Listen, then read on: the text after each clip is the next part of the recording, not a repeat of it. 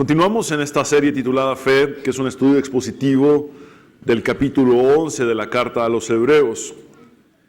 Y en la parte anterior de la serie vimos la fe de Abraham y su familia. Ahora entramos a una sección en la que el autor de la carta a los Hebreos continúa haciendo una maravillosa recapitulación de lo que ha venido expresando. Hoy vamos a ver que en esta porción de 4 versículos que estudiaremos hoy, se nos dan varias cualidades de la fe. Por eso he titulado este mensaje, Las cualidades de la fe. ¿Podemos leer el título en voz alta todos juntos? Las cualidades de la fe. Dice así la palabra del Señor, en nombre del Padre, del Hijo y del Espíritu Santo, en Hebreos capítulo 11, versículos del 13 al 16.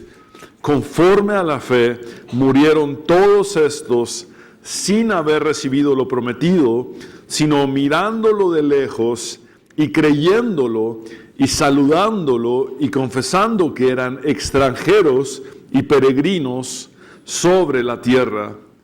Porque los que esto dicen claramente dan a entender que buscan una patria, pues si hubiesen estado pensando en aquella de donde salieron, ciertamente tenían tiempo de volver, pero anhelaban una mejor. Esto es celestial, por lo cual Dios no se avergüenza de llamarse Dios de ellos, porque les ha preparado una ciudad. Hay 5 cualidades de la fe que vemos en estos versículos.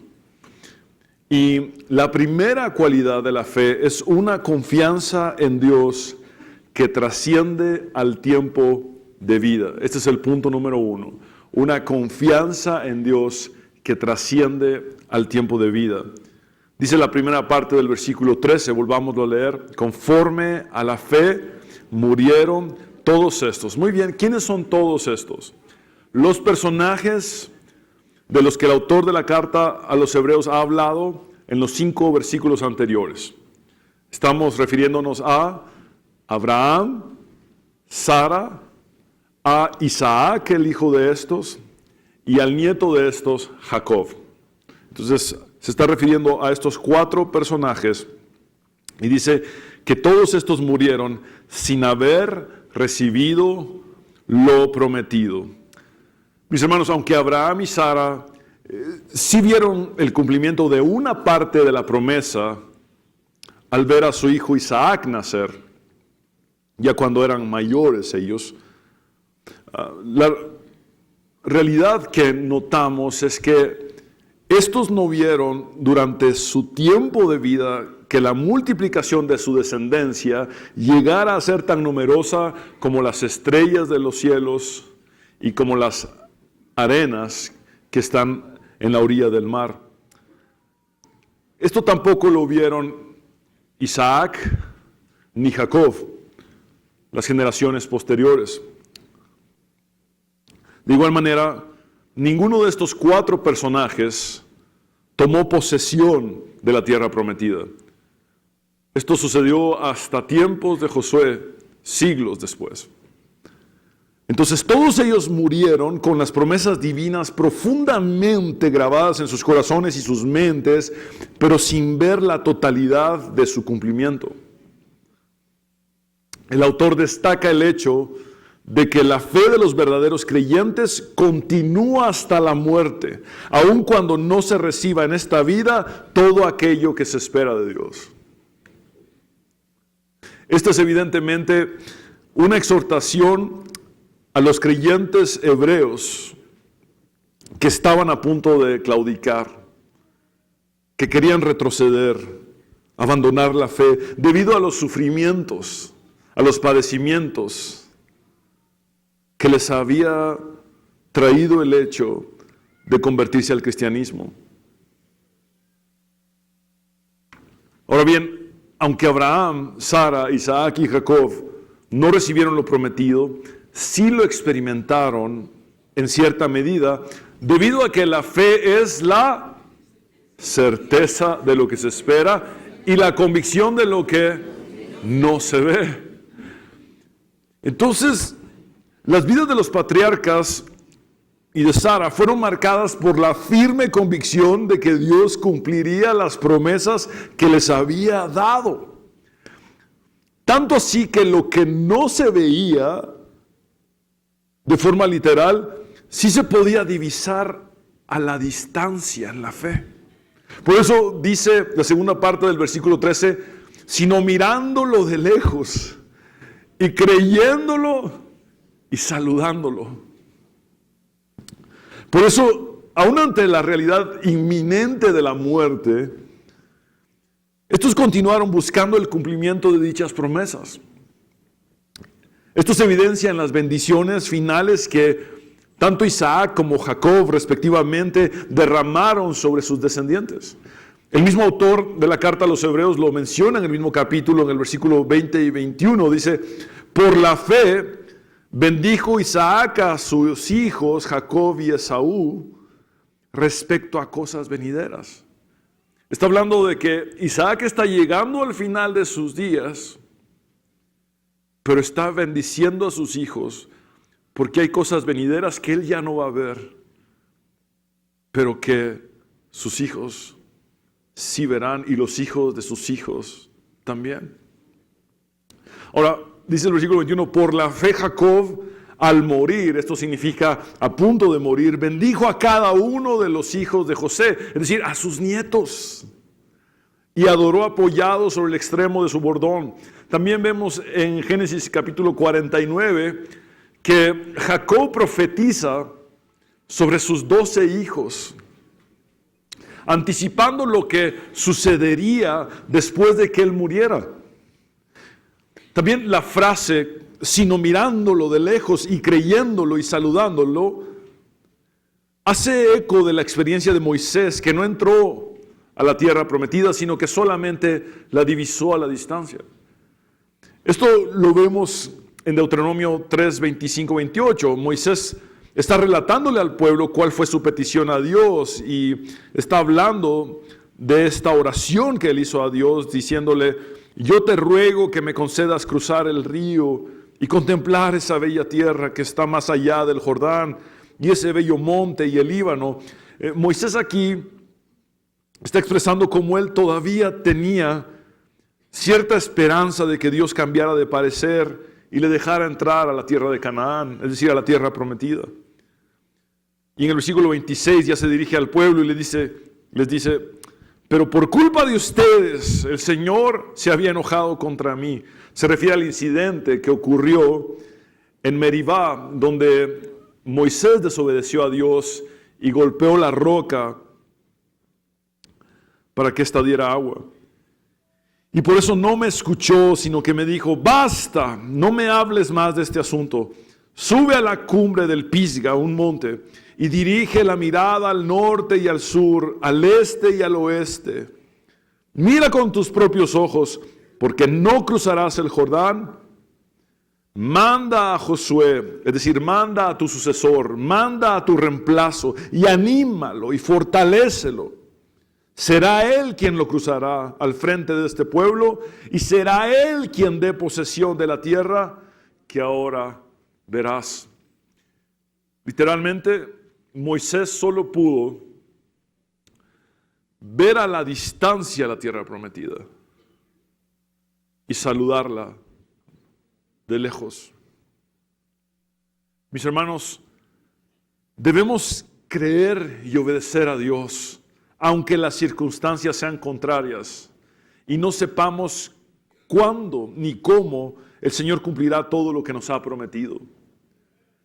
El autor de Hebreos dice en el capítulo anterior a nuestro texto base, es decir, el 10 y en el versículo 36, porque os es necesaria la paciencia, para que habiendo hecho la voluntad de Dios, obtengáis la promesa. Entonces, si tu pregunta es, pastor, dígame qué debo hacer en la práctica. Mi respuesta es, lo que a ti te corresponde es paciencia. Y te recuerdo que la paciencia no es algo que tú puedes generar en tus propias fuerzas, que eres dependiente del Espíritu Santo, porque la paciencia es fruto del Espíritu Santo en nosotros. Entonces necesitas al Espíritu Santo para tener verdadera paciencia, y luego asegurarte de que estás haciendo la voluntad de Dios. El cumplimiento de la promesa está solamente en manos de Dios. Pero tú debes seguir teniendo paciencia como fruto del Espíritu Santo en ti y continuar en la perseverancia de hacer la voluntad de Dios. Luego solamente esperar que Dios haga el resto. El cumplimiento de sus promesas está en sus manos. La segunda cualidad que vemos es una identidad que no está centrada en lo terrenal. La fe da como resultado que nuestra identidad no esté arraigada a esta tierra. Hebreos 11:13 en la segunda parte dice, y confesando, por favor repitan conmigo, confesando. Es una palabra importante a la que vamos a volver. Y confesando que eran extranjeros y peregrinos sobre la tierra. El ser extranjeros y peregrinos no fue solamente un estilo de vida para los patriarcas y para Sara, sino que además fue algo que ellos proclamaron a sus contemporáneos. Es decir, cuando el texto emplea la palabra confesar, implica que ellos dieron a conocer que eran solamente extranjeros y peregrinos a las personas que les rodearon. Actuaron y testificaron que solamente estaban de paso y que esta tierra no era su destino final. Vean cómo la fe se rehúsa a guardar silencio, debido a que siempre testifica a otros. Y lo podemos ver en la práctica. Después de que Sara murió a la edad de 127 años, Abraham fue a hablar con los hititas y les dijo lo siguiente: yo soy entre ustedes. Abraham ya está en la tierra prometida. Y vean cómo se presenta. Yo soy entre ustedes un extranjero, un forastero. Pero denme entre ustedes una propiedad para sepultura y sepultaré allí a mi muerta. Se refiere a Sara. Abraham no tuvo ninguna propiedad en la tierra prometida y es hasta este momento que compró la cueva de Macpela para poder sepultar allí a su esposa, donde también él sería sepultado posteriormente y su familia. Pero vean cómo él, estando en la misma tierra que Dios le prometió, dice, soy un extranjero, soy un forastero. Jacob, cuando ya era un anciano, bendijo al faraón. Y cuando éste le preguntó su edad, Jacob le respondió lo siguiente en Génesis 47:9. Tengo ya 130 años, vean cómo describe su vida, de andar peregrinando. Es decir, mi vida no ha sido más que un peregrinaje. Pocos y malos han sido los años que he vivido, pero aún no han llegado a ser como los años de vida de mis padres. Se refiere a que su vida ha sido más corta que la de sus padres. Y vean cómo describe las vidas de sus padres en los días de su peregrinaje. En otras palabras, toda mi vida he sido un peregrino y mis padres fueron peregrinos también. Es como si él estuviera diciendo al faraón: mi abuelo Abraham fue un peregrino, mi abuela Sara fue una peregrina, mi padre Isaac fue un peregrino y yo también lo soy. En el Nuevo Testamento el apóstol Pedro escribe: queridos hermanos, les ruego como a extranjeros y peregrinos en este mundo, que se aparten. Ahí el sentido es que se abstengan, y gramaticalmente habla de una acción continua, es decir, que se aparten constantemente, que se abstengan continuamente de los deseos pecaminosos que combaten contra la vida. Es decir, la vida no es un juego, sino una batalla para ser librada. Mantengan entre los incrédulos una conducta tan ejemplar que, aunque los acusen de hacer el mal, ellos observen las buenas obras de ustedes y glorifiquen a Dios en el día de la salvación. Entonces hemos visto que una cualidad de la fe es confianza en Dios que trasciende al tiempo de vida. Otra cualidad de la fe es identidad que no está centrada en lo terrenal. Y ahora, esta es la tercera cualidad de la fe que encontramos en este texto. Una búsqueda que persevera para no retroceder. Ese es el punto número 3. Una búsqueda que persevera para no retroceder. Los versículos 14 y 15 dicen: porque los que esto dicen claramente dan a entender que buscan una patria. Es decir, el lugar de su peregrinaje no era su hogar. El objeto de su búsqueda no era una porción terrenal, aún así se llamara tierra prometida. Ese no era su destino final. Pues si hubiesen estado pensando en aquella de donde salieron, ciertamente tenían tiempo de volver. Es decir, la tierra que habían dejado atrás en Mesopotamia tampoco era su hogar verdadero. Es decir, si hubieran regresado allí, tampoco hubieran estado en casa.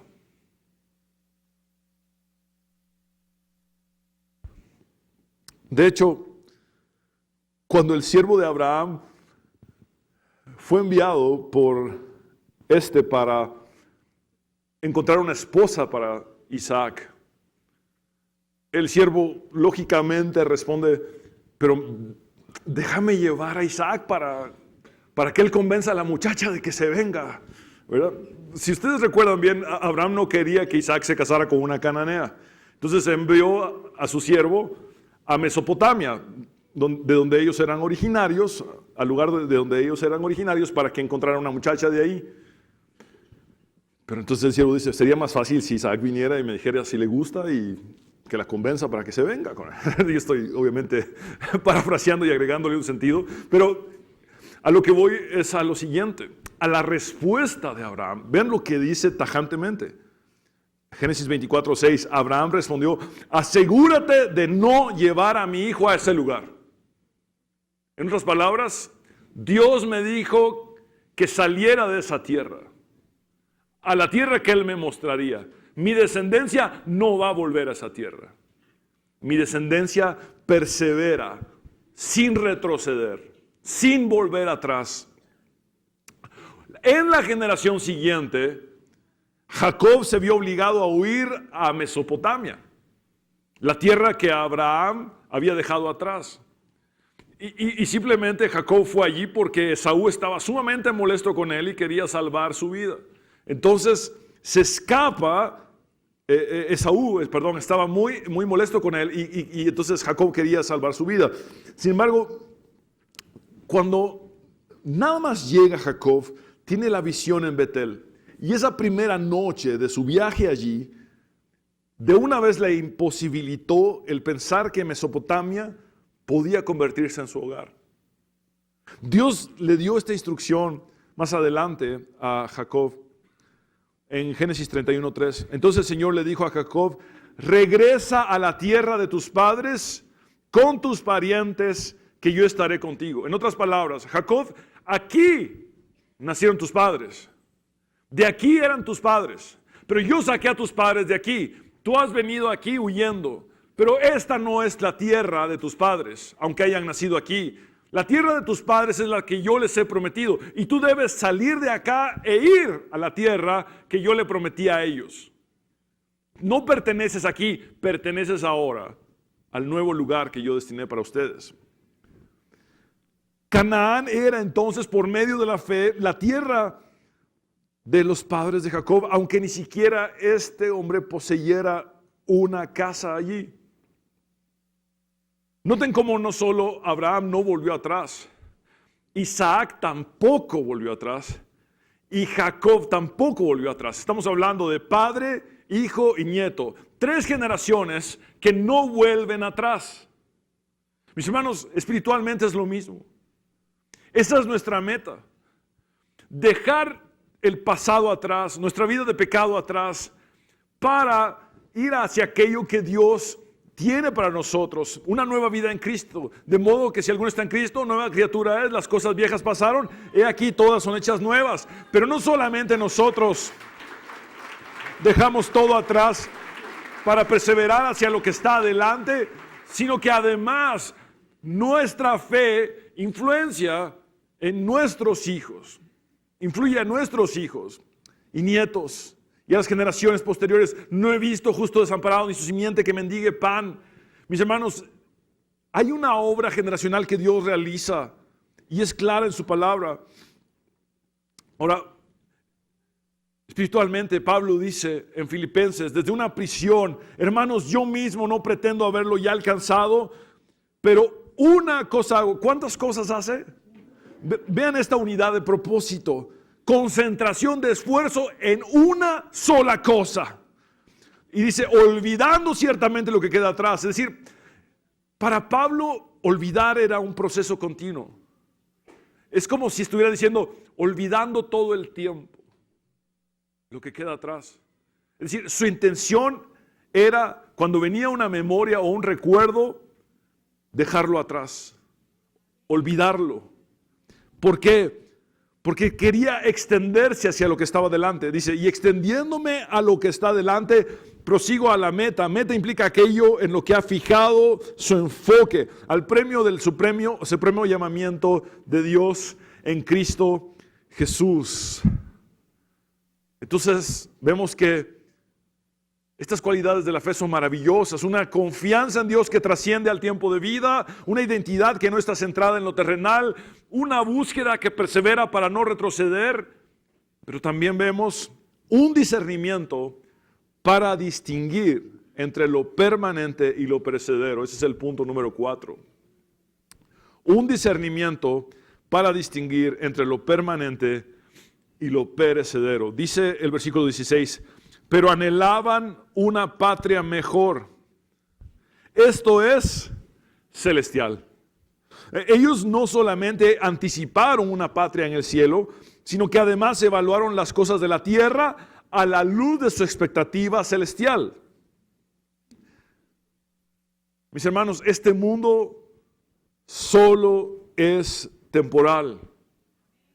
Nuestro hogar eterno está junto a Dios, en su presencia, en una patria celestial. De hecho, recordemos lo que vimos en la parte anterior, en Hebreos 11, 9, 10. Por la fe Abraham habitó como extranjero en la tierra prometida, como en tierra ajena, morando en tiendas con Isaac y Jacob, coherederos de la misma promesa, porque esperaba la ciudad que tiene fundamentos, cuyo arquitecto y constructor es Dios. Esta ciudad es la nueva Jerusalén que es descrita posteriormente por Juan en el Apocalipsis. Un capítulo más adelante, el mismo autor de Hebreos dice, sino que os habéis acercado al monte de Sión, a la ciudad del Dios vivo, Jerusalén, pero no Jerusalén la terrenal, sino Jerusalén la celestial, a la compañía de muchos millares de ángeles. Ese es nuestro verdadero destino. Solo estamos de paso en este mundo. Somos peregrinos y extranjeros.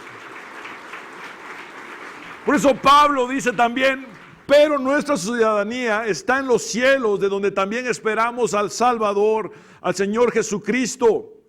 Y en Colosenses 3:2 Pablo también dice, concentren su atención en las cosas de arriba, no en las de la tierra. Tengan el discernimiento para distinguir entre lo que es permanente y lo perecedero. Mis hermanos, esto no es un escapismo. Este no es un tratar de evadir la realidad. Mis hermanos, es importante comprender esto. Estamos en el mundo aunque no somos del mundo. Pero estamos en el mundo con una misión.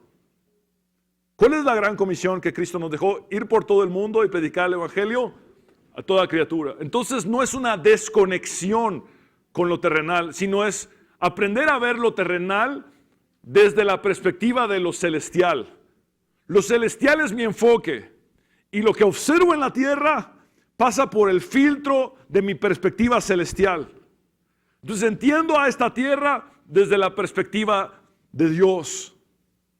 Y comprendo que mientras yo esté en esta tierra, tengo una misión que cumplir. Hasta mi último suspiro he de predicar a Jesucristo y a este crucificado, porque ningún otro nombre bajo el cielo ha sido dado a los hombres en el cual podamos tener salvación, sino solamente en Jesús. Entonces no escapo, no trato de evadir, es simplemente que miro las cosas de arriba y entiendo lo terrenal a través de ver hacia arriba. Hay algo que Dios está haciendo, hay algo que Dios está entretejiendo en su plan de salvación, en su plan que está llevando a cabo en este momento, en este tiempo, en esta generación, en este país, en esta ciudad. Y lo debo comprender y debo saber que Él quiere usarme, que Él quiere usarte. Debes saberlo de una vez y por todas. No hay castas diferentes, no hay estratos espirituales diferentes. Todos somos hermanos, todos somos hermanos. Y como hermanos cumplimos una misión: predicar a Jesucristo. Tú tienes la misma misión que yo tengo, es dar a conocer a Jesús. Solamente Él es el mediador entre Dios y los seres humanos. Entonces nunca nos desconectemos de esa realidad que tenemos que enfrentar en esta tierra. Pero veamos el mundo mirando primero hacia el cielo y entenderemos mejor lo que debemos hacer. Ahora, este es el punto número 5 y final. Una seguridad inquebrantable en Dios. Esto es maravilloso. Esta cualidad de la fe es excepcional. Una seguridad inquebrantable en Dios. Mis hermanos, dice la segunda parte del versículo 16, por lo cual Dios no se avergüenza de llamarse Dios de ellos. Es decir, Dios se deleita en ser conocido como el Dios de ellos. Porque les ha preparado una ciudad, es decir, una morada eterna para habitar en su presencia.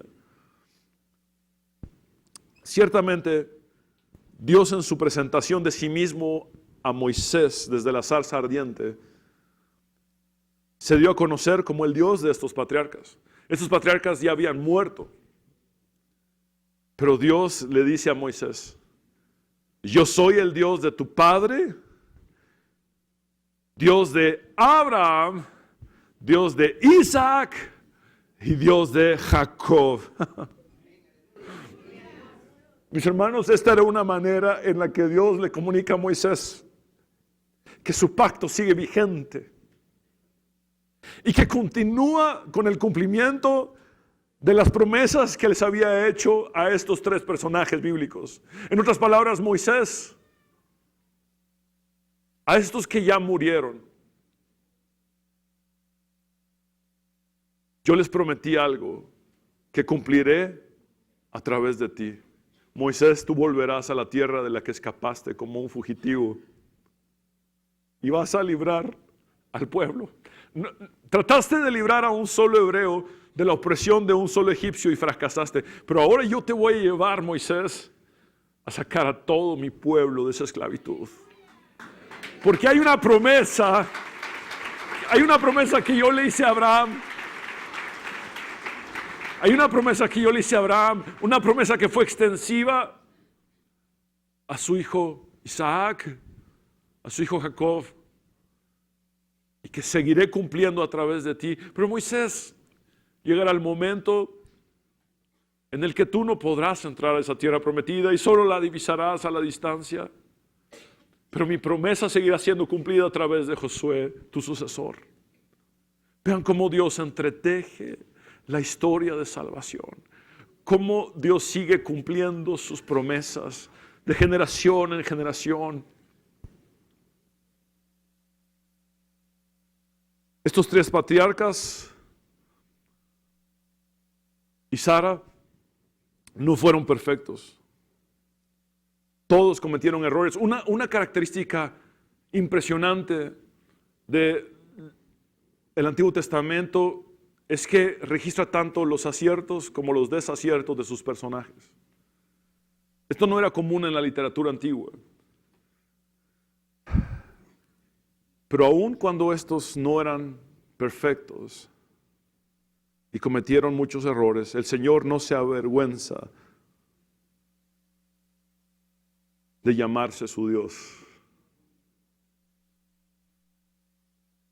Y la única respuesta que encuentro es porque ellos creyeron en Él. Sin fe es imposible agradar a Dios, es lo que dice Hebreos 11:6, pero con fe es posible agradar a Dios aún en medio de nuestros defectos. Mis hermanos, Jacob fue en muchos sentidos el menos ejemplar de estos tres patriarcas.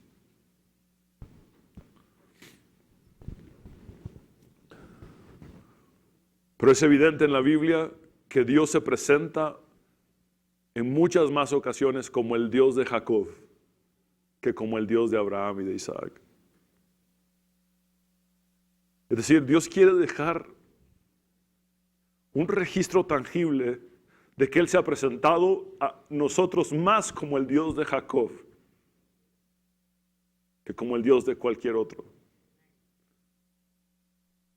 Un momento, Jacob engañó a su padre, traicionó a su hermano, manipuló a su madre, huyó después de hacer todo ese mal, se peleó con Dios. Sí, Él es el Dios de Jacob, porque a pesar de todo, Jacob creyó en Dios.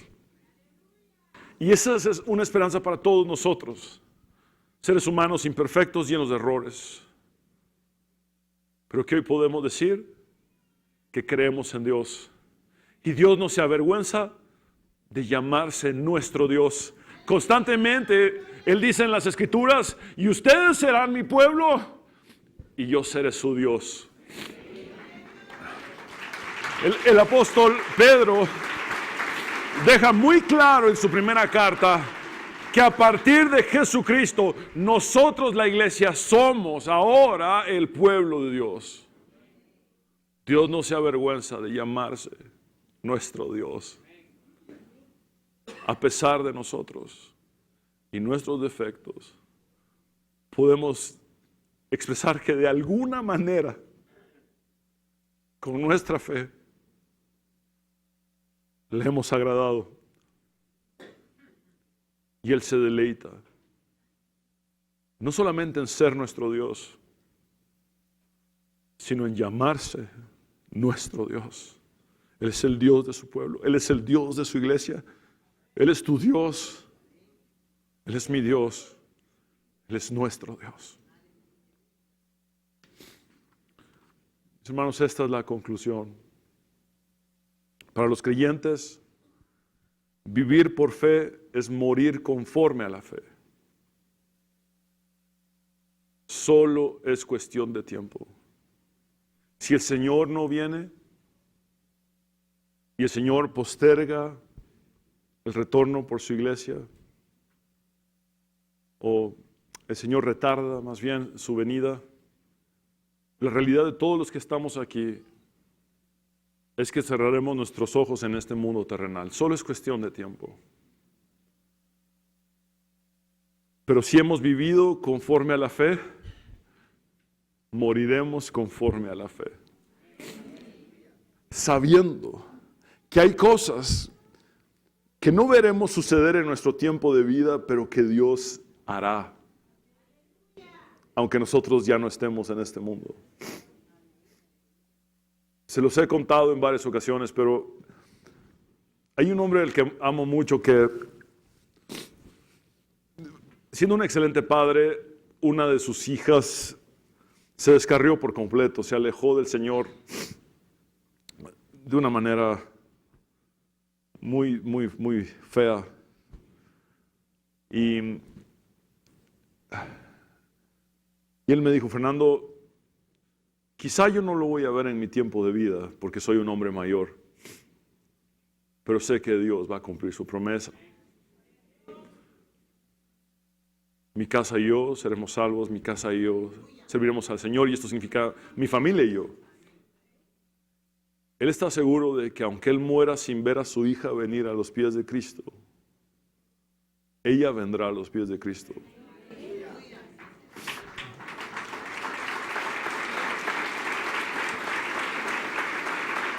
Porque fiel es el que lo ha prometido. Nuestra vida es un peregrinar en esta tierra. La corriente del mundo trata de arrastrarnos. Y fácilmente perdemos la perspectiva y creemos que esta tierra es todo. Cuando estamos en el vaivén cotidiano, en los quehaceres y ajetreos, y creemos, este mundo es todo y tengo que resolver y tengo que hacer.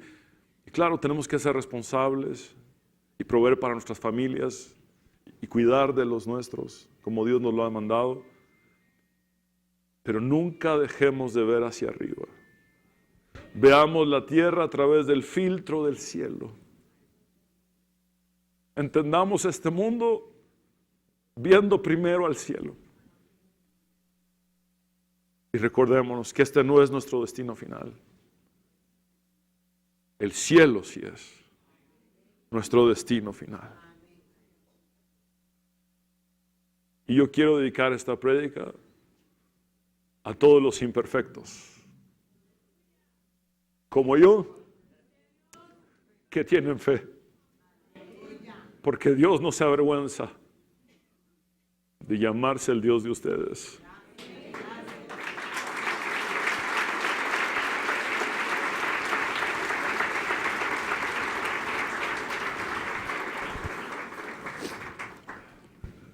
Estos 4 versículos derrumban nuestros afanes. Estos 4 versículos derrumban nuestro materialismo y vuelven a alinear nuestro enfoque en lo que realmente es valioso, en lo que realmente importa. Mis hermanos, vivamos en fe, experimentando estas cualidades. Una confianza en Dios que trasciende al tiempo de vida, una identidad que no está centrada en lo terrenal, una búsqueda que persevera para no retroceder, un discernimiento para distinguir entre lo permanente y lo perecedero, una seguridad inquebrantable en Dios. Te recuerdo que Jesús dijo que no debes hacerte tesoros en esta tierra porque todo se va a echar a perder aquí. Hazte tesoros en el cielo, donde nada se echa a perder. Yo quisiera invitarte a que te pongas de pie. Vamos a orar.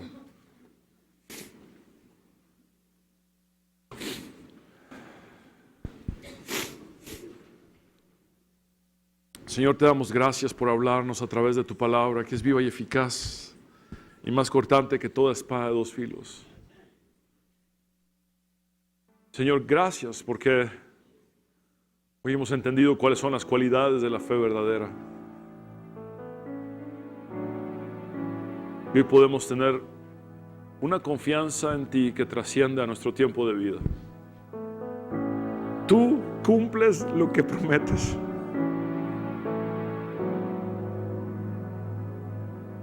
Y esta vida no nos alcanza para ver todo lo que tú haces. Pero entendemos que al ser peregrinos en esta tierra, nuestro destino final es el cielo. Y en esa eternidad seremos testigos de las maravillas que obras. Señor,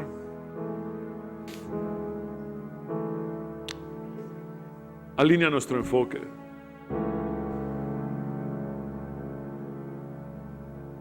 Señor, quizá muchos de nosotros nos hemos descartado y hemos pensado, Dios no podría usar a alguien como yo. Dios no podría usar a una persona que ha cometido los errores o que tiene los defectos que yo tengo. Pero de alguna manera, con esa colección de defectos y errores, al tener fe en Dios, algo sucede. que Dios se agrada. Y entonces Dios obra una transformación en nosotros. Dios nos cambia. Lo hizo con Jacob. Cuando estaba en la vida como un total fracasado, creyó en Dios. Y ahora Dios dice: yo soy el Dios de Jacob. Cuando Dios mismo se presenta así, hay esperanza para cualquier pecador. Cuando Dios mismo se presenta desde una cruz, muriendo por nuestros pecados, derramando su sangre para limpiar nuestra maldad, hay esperanza para cualquier pecador. Hay esperanza para ti y para mí, que somos pecadores. Hoy quiero invitarte a Cristo. Hoy quiero invitarte a que conozcas a Jesús más allá de toda frontera religiosa. Ven al Cristo de la Biblia, ven al Jesús del texto bíblico, al verdadero Señor. Y dile a Él como nunca antes has hablado con Dios.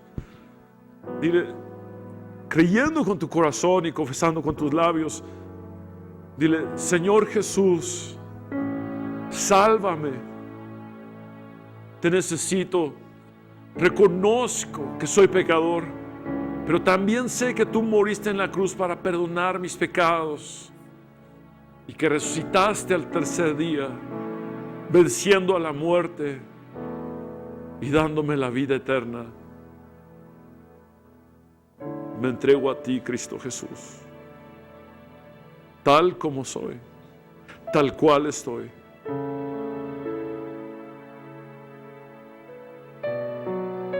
En tu nombre, Jesús, hemos orado. Amén.